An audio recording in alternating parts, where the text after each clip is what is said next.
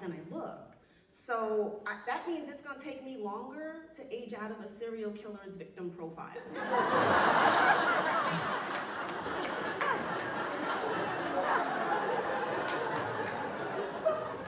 They don't exactly card you before they put you in the trunk.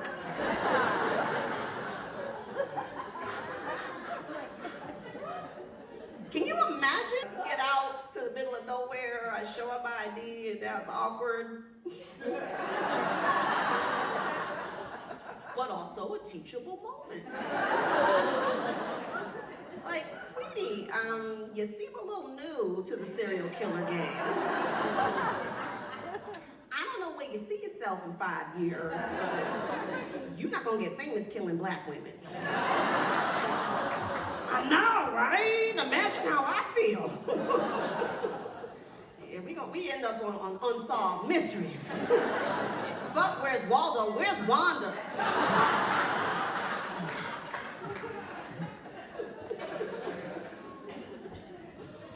Oh man, I wasn't sure that joke was gonna work, y'all. Thank you.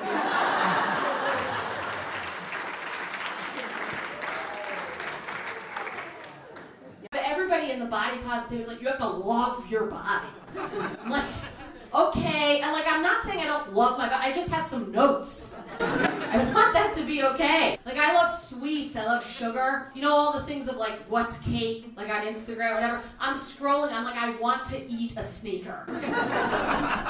People are like, do you eat emotionally? That's like the big question. Do you eat emotionally? I'm like, yeah. Have you ever felt pizza? Hello. That was Leighann Lord and Liz Glazer, and I am Shelly Colman, and this is episode 3. Again, I keep forgetting to get a klaxon or an alarm or a sound effect or something for that, of the Funny Women of a Certain Age podcast. Leighann, our regular co-host, and our first guest on the podcast. I'm so honored. You should be. Ladies and gentlemen, Liz Glazer. Oh, thanks. Thanks, Shelly. Thanks, Leighann. Awesome. Things are going well for you these days, Liz? Are you feeling happy? You feeling thrilled about things in general? Yeah. That makes one of us. It's been really good. Amazing. Well, it's always great to see both of you. I didn't realize I was the first guest. So that's so exciting and cool. Yes, absolutely. And the reason that you are the first guest, aside from your general awesomeness, is because I would do it. Yeah, that should be enough. And don't you think it ought to be? Is because the three of us are going to be on the Funny Women of a Certain Age show on July 31st at the Triad Theater. That's great. With Carol Montgomery, our fearless leader, who is off doing Carol things right now. Mm-hmm. And Leighann, things are going well with you, I assume. Well, as well as they can be on Earth, not being a safe space and all. Yeah, sure. I've carved out a moment or two of happiness. Good. By gum, that's all you can ask, isn't it? I'm happy to be here. All right, fantastic. So it is another hot day in New York, but not nearly as hot as it was last time we recorded, so we're not going to talk about that. You're just going to ignore the fact that I'm sitting here fanning myself like an antebellum Southern woman. Because I am of a certain age, and that age is hot flash age. Sure. Whew. So, Liz, there's so many things I want to ask you. So many things I want to talk about with you. Yeah. First of all, we have something in common. You went to, or did you teach at, or did you study law at Northwestern? I taught there as a visiting professor for, I think it was 2 semesters during when I taught, which was full-time at Hofstra in New York. Okay. But there were 2 semesters that I was there. Yeah. And that's in Chicago proper, is that right? Mm-hmm. Mm-hmm. Okay, yeah. So I went to Northwestern undergrad. Amazing. And spent some time in Chicago. And in I think it's your LinkedIn bio, you say you like to explain things to people? Oh, God, I don't know when I wrote that, but it's not true. Okay, so good. Explain something to me. Sure. What? Deep dish pizza? Really? Explain. It's cake with tomatoes and cheese. What's going on? Sure. I mean, listen, I just went to law school in Chicago and taught there a little bit after that. I am not a chef.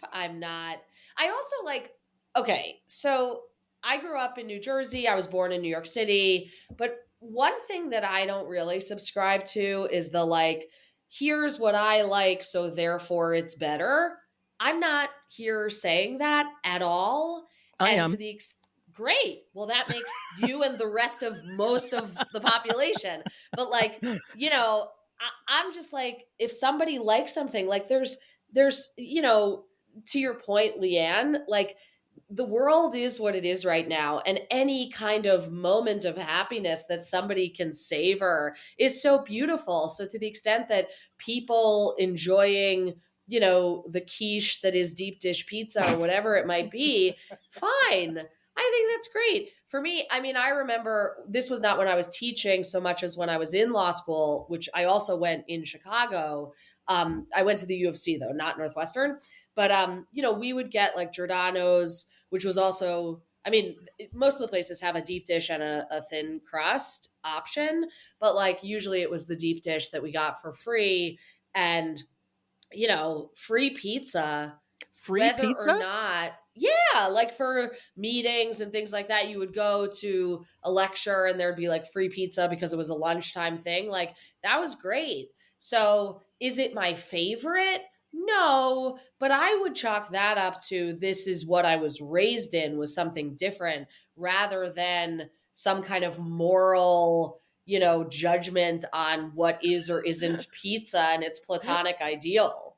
The platonic ideal of pizza. Yeah. I think the platonic ideal of pizza is automatically disqualified when it's free.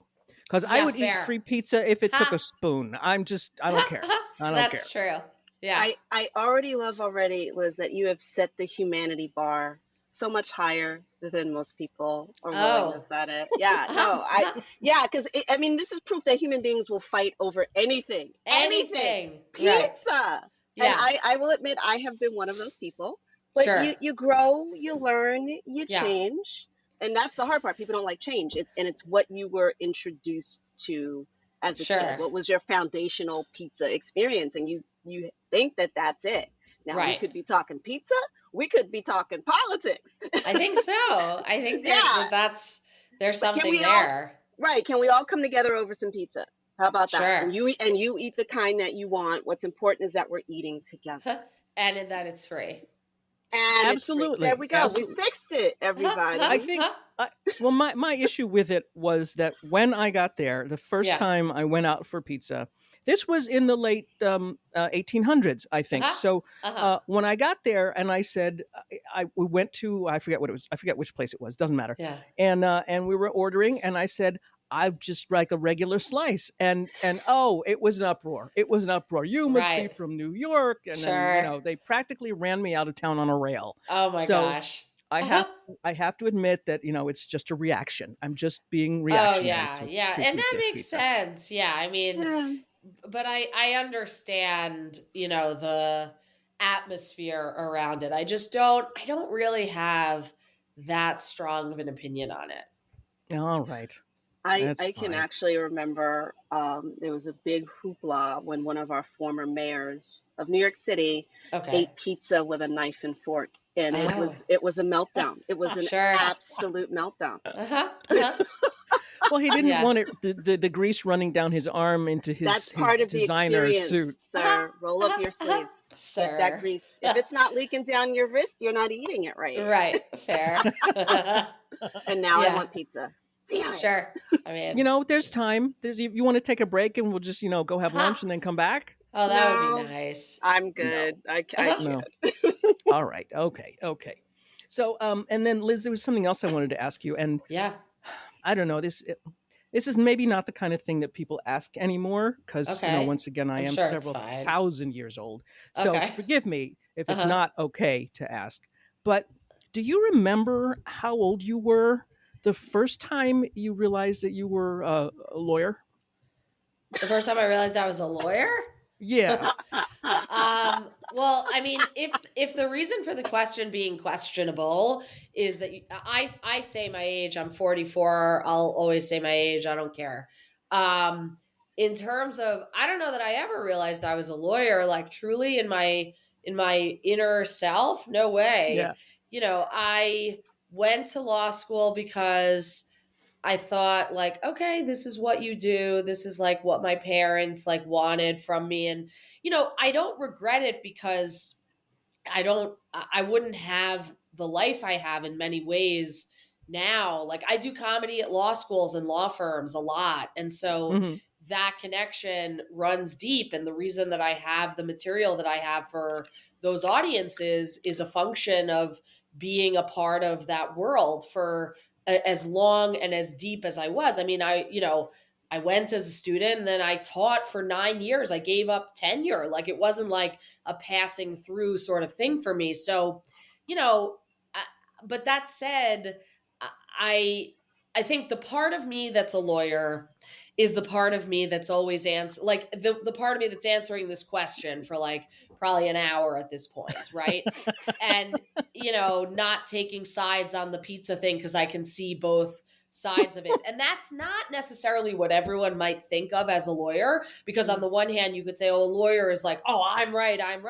But I was a legal academic, and that there are also legal academics who are very certain of their own position and will drill it into everybody until forever. I've never been made that way. I think the part of my personality that was well suited for legal thinking, whether it was academic or practice based, is the part that's like, there are arguments both ways. And what are they?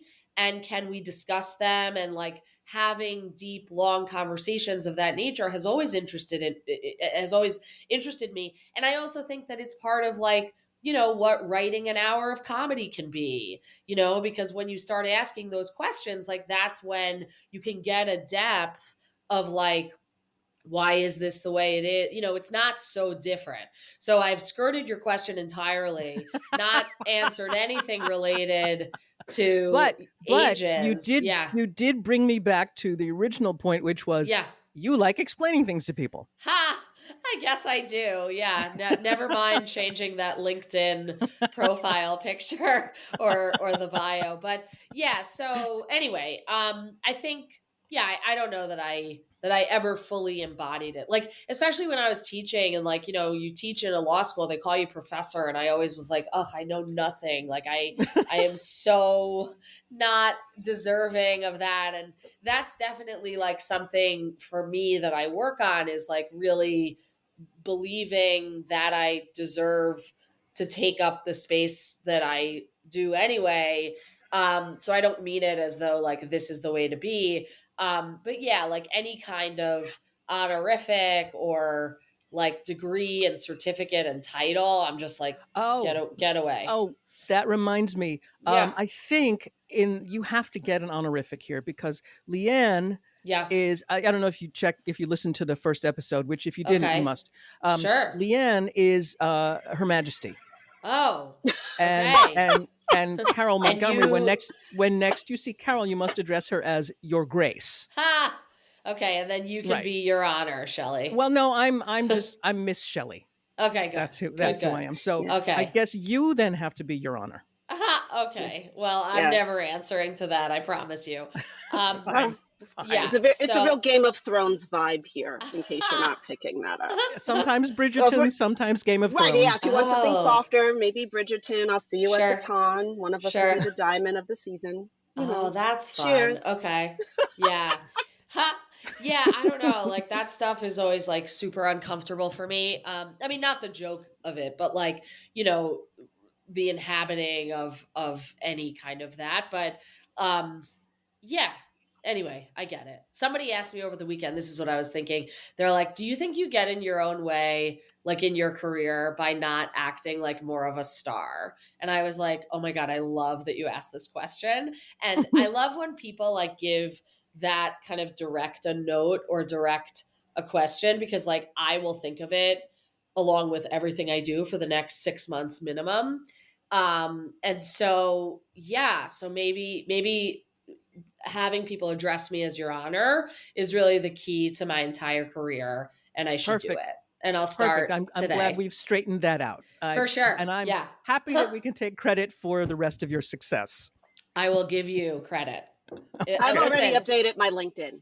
to note that. Oh, good. You have to. Good. You have to. Now, Leighann, I don't know if you can see this, but on my screen, I have our three names, and next to Leighann, there's a little tiny crown, and I don't know why. I see it. Did you put that there, Leighann? I love it. I maybe one of my minions. Oh, possibly, sure. Yes. I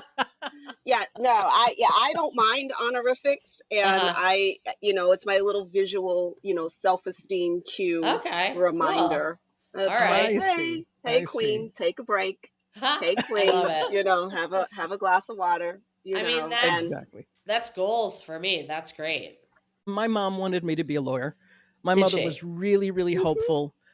She hoped that I would be a lawyer. My dad, on the other hand, was hopeful that I would be a boy, and I disappointed both of them. But I always knew I had no interest in that. It's just essentially too much school for me. And I always wanted to be a lawyer. It is still on my bucket list. And my dad always said, for him, he didn't pressure me to do anything, but he said anything where I got to talk, I'd be okay. So lawyer, stand-up comic, I put stand-up comic, he was happy. You're talking, you're good. Totally. Yeah. I think there's a lot there. And, the lawyer to comedian pipeline is so rich. Yes. And I think that, part of it is for the reason you're saying. Yeah. I actually got to meet our district attorney, our hero. Of the winning the 34 indictments, and I did a show, and he was in the audience, and we talked later, and he's like, I could definitely see you being a lawyer. I said, okay, so when I tap you for my recommendation, sir. Right. That's great. Yeah. Okay, so now it is time for questions every comic gets asked. And you guys have been interviewed multiple times, I'm sure. And I think since time began, since comedy began and interviewing began, there are questions that every comic gets asked. Okay. So I'm going to ask you each one of those, and I would like you to either answer as sarcastically as possible, or if you prefer, wrong answers only. Okay. So I'm going to start with you, Leighann. Okay. Leighann. Ma'am. What is your goal for comedy? Well, world domination. I felt that was clear. Oh, of course. And is there a specific path to world domination through comedy, or is it just? Well, one laugh at a time, which is why it's taken so long. Still working in my own hemisphere here. But once I get the planet, off we go. Okay.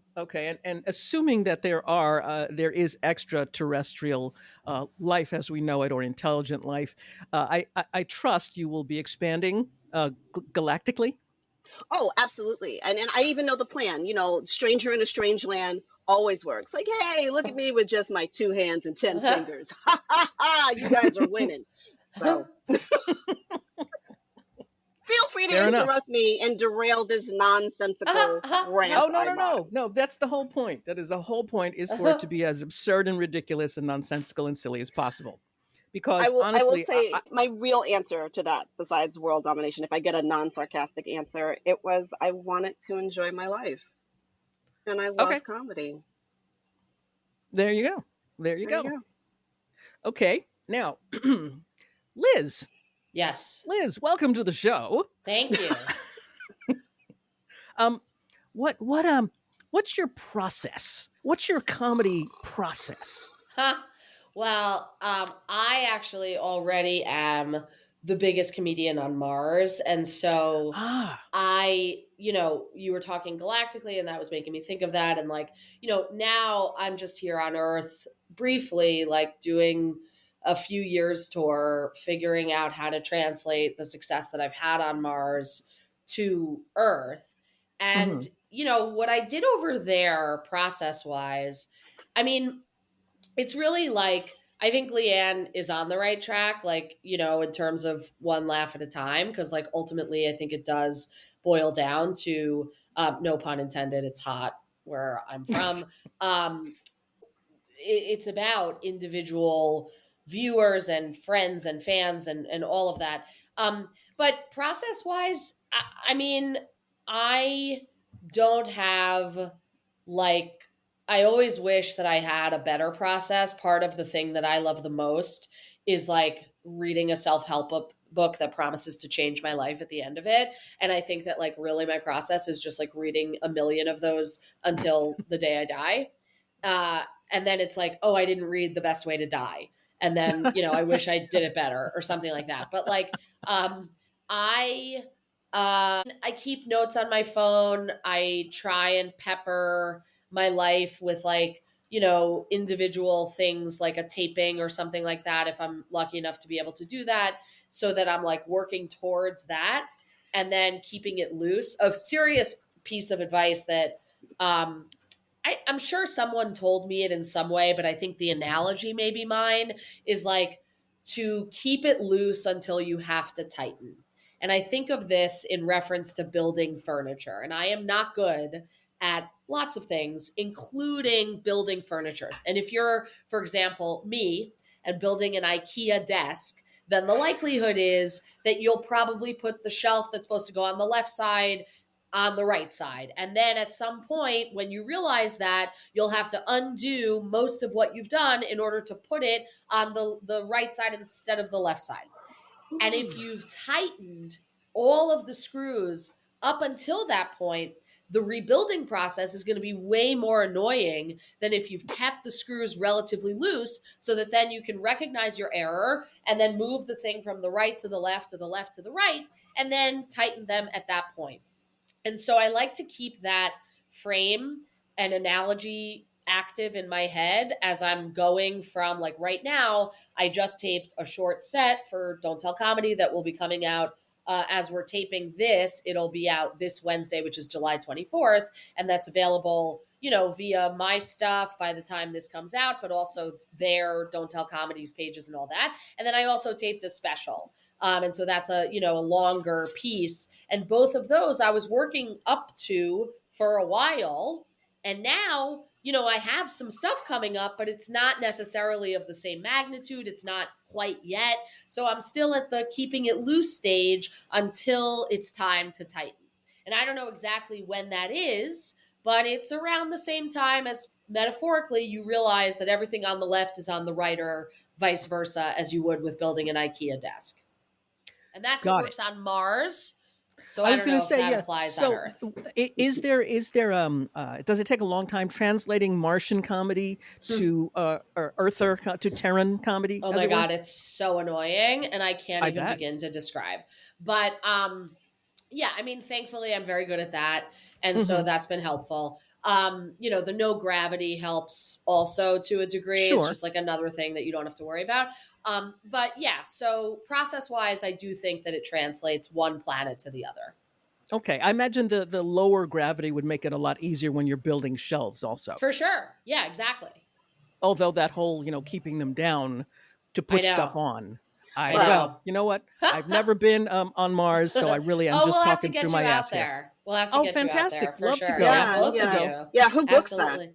I mean, I would have to, you know, it's the kind of thing, whenever people ask who books that it's like on this, whenever somebody, because I will always like give somebody everything, but I'm like a researcher and I love a long list. And so I have had people who've asked me for like connects in some way or another, like tap out of the DM, because at this point it's like, and I'm like, listen, you asked, if you like, this is literally what I do if I know that I'm coming to a place, and I do schedule ahead of time and, you know, figure it out, you know, not that I'm perfect or that something doesn't come last minute sometimes, but like whenever people ask for help and then like I give the help and it's like too much for them, it's so interesting to me, because I'm like, okay, like this is your issue.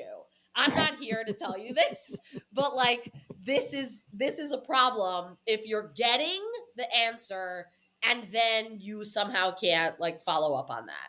I mean, subject, you know, I get that everybody has their thing, and like I don't know everybody's story, and like I should, you know, be humble in kind of understanding the other side of that too. Too late. But yeah, you're right. I've already been canceled for that. Really hot take. Yeah. So you mentioned the it's Don't Tell Comedy, right? Yeah. Yeah, and that's available, I think, also on YouTube, isn't it? Yeah, so I mean, their stuff like speaks for itself in terms of like they're everywhere and whatever. Yeah. But so they're all over every social media and YouTube for the whole sets, and then they do clips like Instagram, Facebook, TikTok.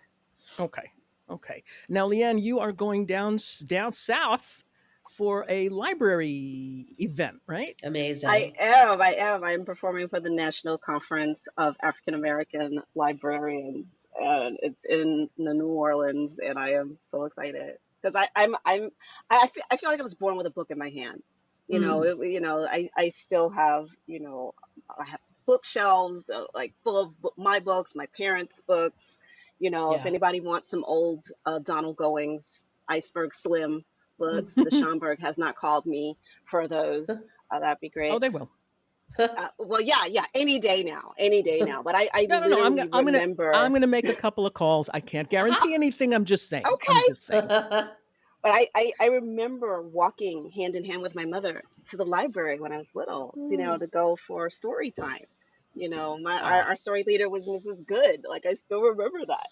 So then this has been a long time in the making. I love, doing conferences and whatnot, but to perform at this one, and now, when libraries are under attack, well, libraries are always under attack. I have no idea why. Like, them and the post office, like this is what human beings can do collectively. Why are people trying to tear that down? Why? You know the answer to that. I do know the answer. I'm being sarcastic. Oh, good. Okay. So do you write specifically for, when you're doing a conference or something, do you write material specifically for that? Yes and no. Like I of course always have, I will choose the material that I have that I think fits already. But hopefully I'm going in a day early, the day before my show. So I will definitely be walking around and going to, workshops and absorbing what is happening in the moment, as you would do for any show. It's sort of the equivalent of being in the room. What's happening, taking that temperature, showing that you're there with them. I even do that to a higher degree if I'm actually emceeing a conference, which I really, really love doing. Like, if I'm introducing speakers, they'll go, oh yeah, here's their CV. I'm like, okay, yeah, whatever. And I actually deep dive and research my speakers. I'll read some of their books. I'll listen to their interviews on podcasts, and then I'm listening to their talk. And pulling out, what I observe and funny things. I had no idea I was so good at that and would love that so much. But I love that I stumbled onto that. But for the Black Librarians Conference, I'm just doing stand-up, and Nicole Hannah-Jones is actually going to be there. So I'm really looking forward to getting that restraining order. Sure. You can. I'm already ready. I'm already ready. Her, Walter Mosley. I'm like, okay, yeah, let me do my mugshot now because I'm gonna be annoying as fuck. That's so great. That's such a funny thing also to say on stage, like about some of the attendees. Some of the what? Yeah. Like, whatever that list is of like the kind of bigger name people that are in the audience. I feel like that's a really funny bit. Yeah. Thank you. I was just really lucky that we weren't scheduled at the same time. Sure. Because I wouldn't have gone to my own show. I would just put a sign on the door. Y'all, Nicole is down in the conference room J. I'm not gonna be here telling jokes. Right. That's so funny. I'm over here trying to get my book signed. Astronauts. Yeah. That's great. I hope it's so fun. I mean, that's amazing. I do too. I'm already, excited. Okay, so this is something weird. My studio asked me, goes, "Oh, are you excited about such and such coming up?" No. The answer is usually no, because I'm in the planning of it. Yeah. Do you know what I mean? It's usually not until the week of or the day of, like, I'm getting on the plane. Yeah. I'm going, and then the excitement, and then oh no, what have I done? Sure, of course. I have enough jokes. What are we doing? I hope they like me. Is it going to be hot? What are we going to wear? Oh my God, it takes me 2 days to pack. Wait a minute. So. You're going to be in New Orleans in July. You think it's going to be hot? Well, also air conditioning in conference centers is brutal. So I'm gonna pack some turtlenecks. Especially I feel like in places that are so hot and muggy, it's like they hike that. You're basically in a fridge. Yeah, they overcompensate with the air conditioning. And I've learned I have to take care of myself. I'm not going to pack a heater, but Right. I will have my conference room wrap. Sure. Yeah. Totally. So I'm not sitting there shivering. Right. Liz, just so you know, the other thing that we have established so far is with Leighann, it is much better to look good than to feel good. Ha! Okay. Yes. Great. Yeah, just saying. Absolutely. Yeah. Okay, so I don't want to keep you too long because you are very, very busy people. Liz, you have to go pick up your daughter eventually or something. You have to get in the car and drive somewhere. My next thing is I'm going to the gym for weightlifting, but I have time, so whatever. See, I don't go to the gym for that. My cat is 20 pounds, so every now and then I just lift him up. Sure. And he's like, "Are we doing the thing? Yeah, we're doing the thing. Here we go." And then I put him down, and I feel powerful. You've done it. Yes. Wow. Mine is getting out of a chair without going, which I have not learned to do yet. I'm still I'm still in the making noises thing, and it's weird. It's weird. I got my Medicare card the other day, you guys, so I'm having a mental I'm having a thing. I don't even know how to describe it. That's such a good way of introducing whatever bits about that I'm sure you'll have. That's great. What, getting my Medicare card? Yeah. Well, so far it's not funny. So far it's disturbing. I don't doubt that, but sure. But I mean, that's such a, I feel like, I don't know if you all agree with this, but the more I do comedy, the more I isolate various parts of a joke as specifically challenging. And one that I've been thinking about recently is the getting into the thing that you're talking about element. And, I was listening to Mike Birbiglia's podcast, and Pete Holmes was a returning guest. And he said, and this was in the context of a larger conversation, but he was like, the best way, in any comic listening to this, it's the easy, wonderful way to start a set is I went here and this happened. Because in a normal conversation, that's a totally regular type of reason to bring something up, as opposed to let me tell you about this thing and hot take or story from whenever ago. And it's why are you saying this right now? Yeah. And so that's what I mean is you got your Medicare card. Okay. I'm listening. And off we go. Yeah. Right. Anything that's kind of that's interesting. I wonder what that's like is such a cool, I think, way to start, because then it already piques people's interest because they may or may not have that exact experience. But either way, I think there's a universality and kind of oh, I've always wondered what, how old do you have to be for that? What's the process? What does it mean you get? What's the annoying stuff about it? How do you feel about it? Because clearly you feel a way about it. Right. I got this card and it's you want your driver's license, you don't want your Medicare card. And why is that? That's beautiful. That's so true, Leighann. Yeah. And I think to answer your question, Liz, I think sometimes as artists and writers, we get in our own head and we make things harder than they need to be. Oh, I mean, I do. When we forget to just start at hello. Sure. 100%. Yeah. Yeah. Helpful. Hello. I mean, it's late in the show, but hello. You could edit it in post and put it at the beginning. Then it'll you're giving me sense. Way too much credit, Liz. Way too much credit. You learned that with your Medicare card, I'm pretty sure. No, oddly, that does not come with it. I'm just, you'd think it would, but it does not. I think that's one of those extras, like a Medicare supplement, is learning how to edit. I'm not sure because I haven't gone deeply into it yet. Sub bit. I'm expecting to see bits on this next week. That's Shelly. great. That's awesome. Oh no, it takes me way longer than a week to write a new bit. Are you kidding me? Okay. No. Understood. I have to live it, and then I have to explain it to my therapist, and then. So then that's your process. Love it. Exactly. That's a great joke too, Shelly. I no longer have a therapist, so I have to explain it to my stuffed bears. That's all you get from Medicaid. Listen, don't even get me started on the Medicaid. Okay, Yeah. yeah. Oh, Medicare. Sorry. No, yeah. Well, there is a whole swath of people, and I was one of them that didn't know there was a difference. I can barely tell the difference between left and right. Like, I am not the Well, person who's clearly going to know. from the putting together Well, stories. I know. The difference, Liz, would be red state, blue state. That, and I'm just really okay. oversimplifying between left and right. But yeah, Uh-huh. Medicare and Medicaid, different. Yes, Right. Slightly. Then they're both for me.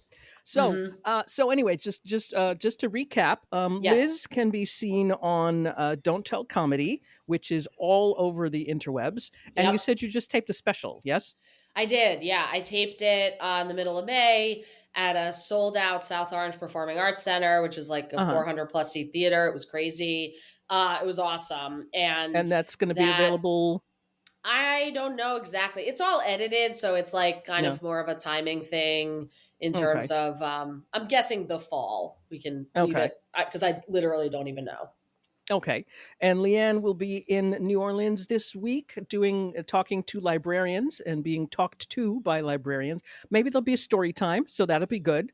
That'll make you feel right at home. I'll sit cross-legged on the floor and listen attentively. Yeah. Cool. And then the three of us, Liz Glazer, Leighann Lord, and me, your pal Shelly, will be at the Triad Theater in New York City on July 31st. And I'm very excited. I tried last time to attach a ticket link, and well, I just have to give myself credit. I didn't throw my laptop out the window, so I'm not even going to do that this time. As Carol explained, you go to the Google and you type in the little bar, the Triad NYC, and you can get tickets there. And it's going to be a really cool show because it's a really nice theater. Mm-hmm. And it's a bunch of funny people and also me. So we will. You're great. I want to Shelly. say thanks very much to Liz for being our first guest, and thank you very much, Leighann, Your Majesty and Your Honor, for hanging out with me for a little while. Thank you, Shelly. Oh, you're most welcome. And we will be back. Our next episode will be another guest, and I'm not going to tell you who because I don't know. But it will be another guest, and it'll be fabulous. And again, thanks very much, you guys. So check us out again. Come to the Triad. Look for them on the internet, and we'll talk to you soon. Bye. Bye. Bye.